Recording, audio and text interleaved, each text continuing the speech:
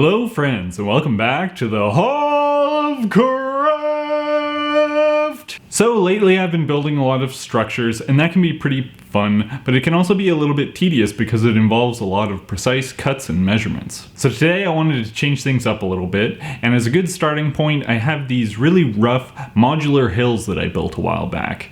And I seem to remember building these in quite a hurry for a D&D session that I had, realizing that I should really have something on the table to represent hills and kind of height differences. So I kind of threw these things together without too much thought. But I figured this would be a good time to go back during the pandemic when there's no kind of time constraint on me and I can take all the time in the world to build something and really take these rough kind of crappy hills and turn them into something that I can be a little more proud of and something that I actually want to put on the table instead of something that I have to put on the table. So these are basically just 2-inch chunks of XPS foam that I cut up on my Proxon and then slapped some green and brown paint on them to make them look a little bit woodsy. So lately I've been watching a lot of Bard's Craft videos. I love the way that he incorporates bark into his builds and all the other natural elements that he uses, and for a little while I've been wanting to try and replicate that myself. However, I live in the city and getting access to big chunks of bark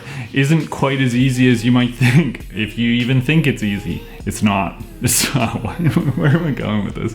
But the other week I had a social distancing visit with my family who live outside of the city, and I was able to liberate some chunks of bark from my parents' backyard. This is what those chunks look like.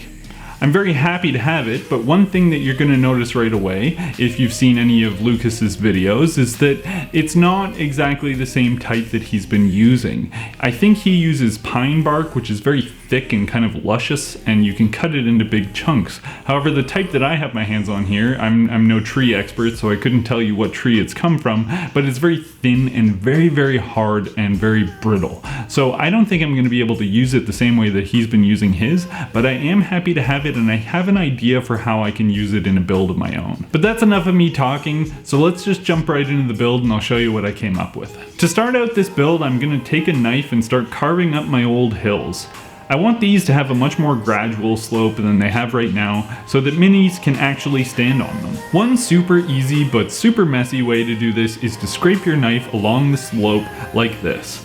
The straight edge of the blade makes sure you get a good straight incline, but it's going to get foam absolutely everywhere, so make sure you have a vacuum handy. The edge of the slope, after doing this method, is going to be at a good angle that you want, but it's going to be really choppy and really kind of like the foam is going to break and pull a lot. I have a plan to cover this up, so it's not going to be a big issue, but if you're just using foam, keep that in mind. So using those steps, I'm just going to take all my old hills and make them into much more organic shapes. When I made these the first time, I was rushing it and they turned out pretty square and rigid. Those aren't really shapes that you'd see in nature, so I'm just going to really focus on trying to make these look more organic and more natural looking.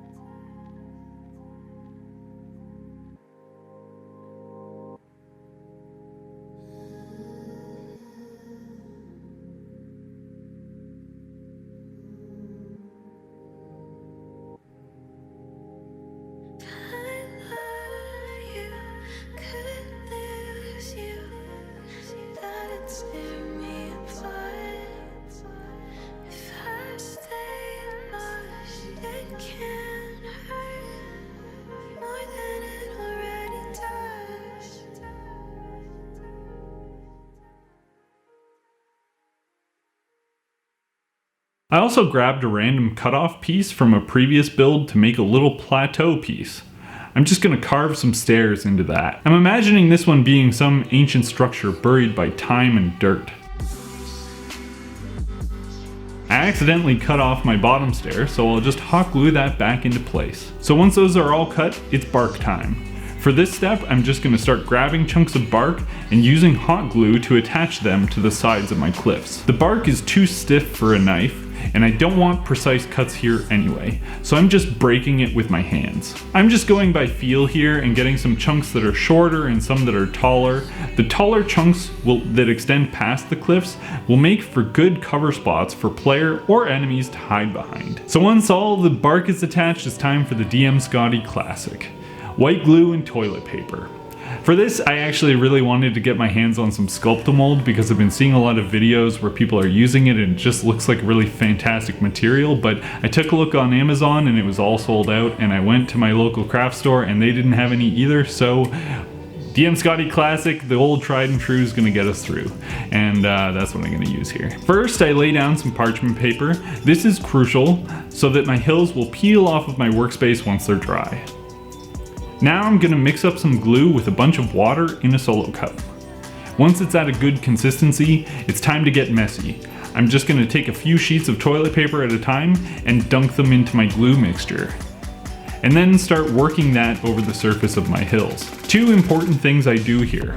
Firstly, I use the toilet paper to bring my slopes to a narrow finish.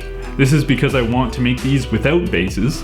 I don't really like bases on my terrain if I can avoid it, so having these hills come all the way to the ground is important to me. This mixture is going to take a while to dry, but when it does, it's going to be really solid. Secondly, I'm going to use the mixture to fill in some of my gaps and smooth the transitions on my bark. This is really going to help this look like a cohesive piece, and it has amazing texture potential, just like the bark. Once they're all done, set them aside with a fan pointed at them, and don't touch them for like 24 hours. Seriously, if you move them, you are going to mess them up, so just don't touch them. Don't come back early. Leave it for a full 24 hours. When it's dry, you'll know.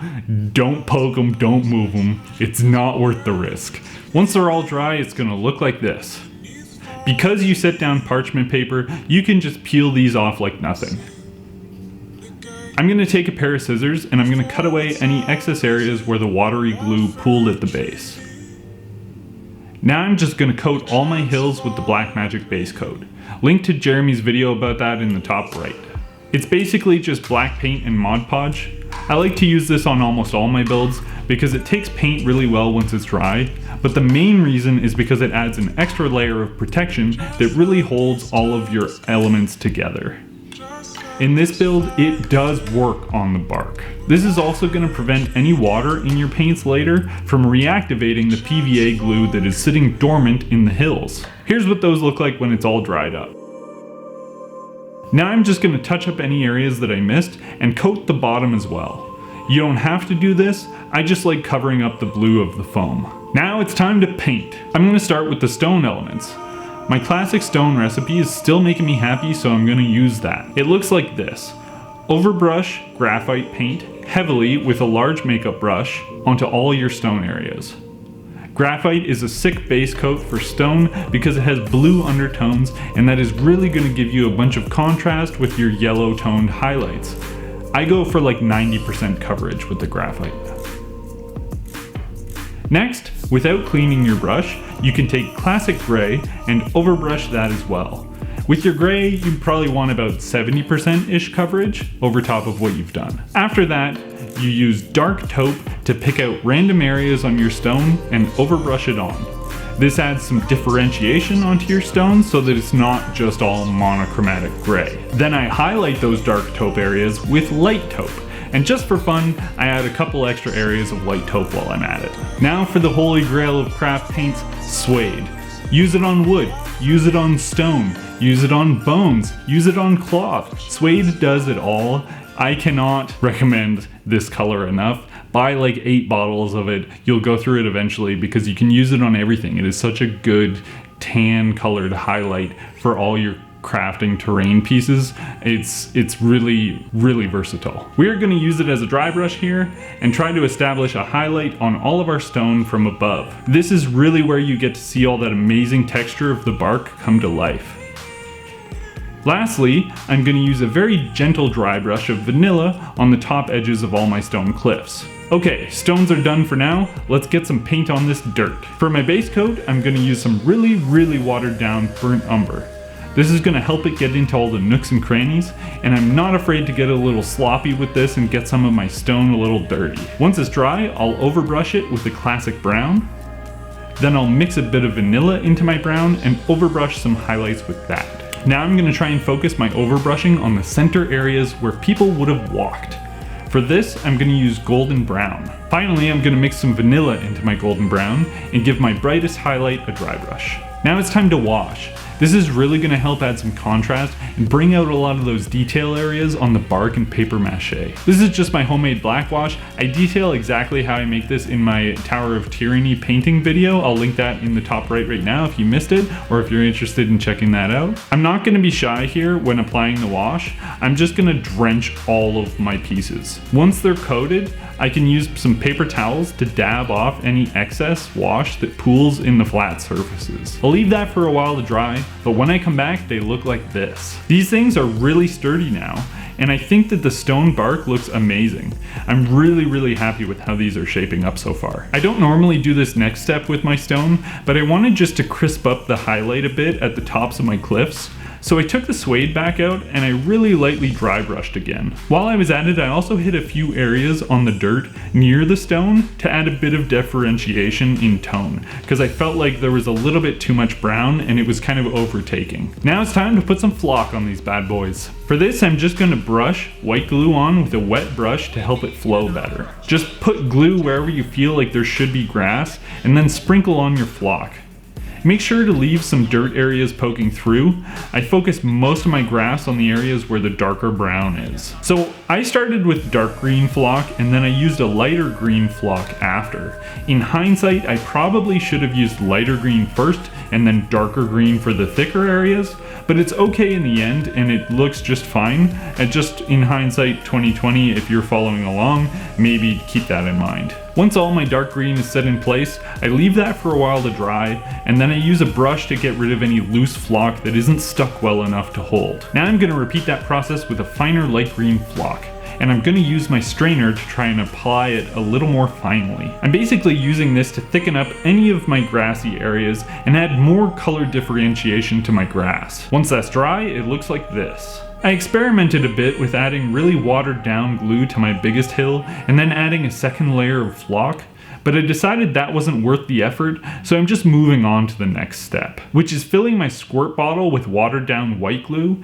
and then blasting all my flocked areas to seal it in. While that is soaking wet, I'm going to take out some clump foliage and try to add some bushy areas where my grass is the most dense.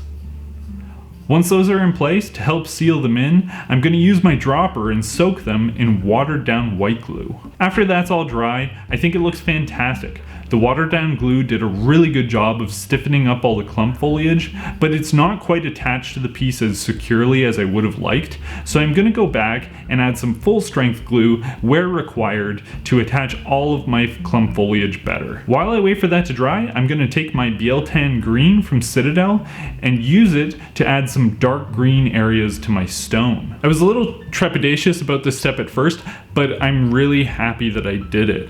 I had started out with full strength of the bottle at first, which was a little bit intense, so I ended up mixing it about 50-50 with water, and then I just applied it to all my cliffs in the recesses and the darker areas, letting it drip down the side of the cliff as it pleased. I think this step did a ton of work to help tie the whole piece together. Adding the green really made it look cohesive, way more than I could have expected before I did it. As a final finishing touch, I'm going to grab my realistic grass tufts and some super glue, and just start adding grass in and around my clump foliage or on my denser areas of grass. And that's it! That's the build. Pretty straightforward. Off camera, I did one final step where I sprayed all of my hills with matte varnish through the airbrush. It helps seal everything together and protect it from everybody's grubby fingers. But other than that, this is done, and this is what it looks like.